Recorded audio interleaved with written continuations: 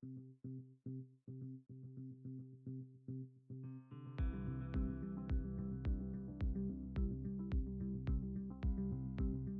run the litigation department at the firm, and we often find after closing that there are buyers who will discover unpermitted work that was conducted by previous owners or illegal work that was conducted by previous owners.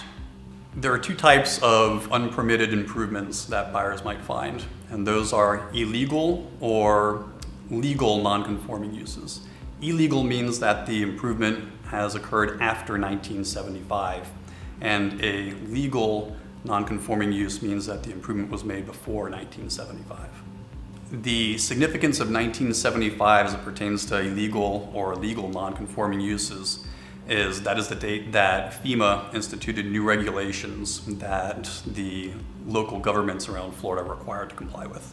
A buyer is most likely to discover these issues when they decide to conduct some improvements of their own to property. Another way that these issues are sometimes discovered is the county will periodically conduct inspections of properties that are in the flood zone to determine whether or not they're in compliance with FEMA requirements. FEMA requires that any livable space in a residence be constructed above the base flood elevation, and that any areas below that livable space not contain any machinery such as AC units, air handlers, etc. Once a buyer has determined that the property they're purchasing exists in a flood zone, they should ask a surveyor for an elevation certificate that demonstrates the fact that no improvements on the property have been constructed below the base flood elevation. A buyer or a seller of property who has discovered that there is an illegal use in the property or there has been unpermitted work that was conducted is required to disclose that fact to any future potential purchasers of the property or face the possibility of a lawsuit. Another potential consequence that buyers can face if they discover that there was prior unpermitted work on the property is that they're going to have to fix the issue. And what that means varies. Sometimes they'll be able to go to the local government and ask to have the work that's been previously conducted permitted and inspected and approved.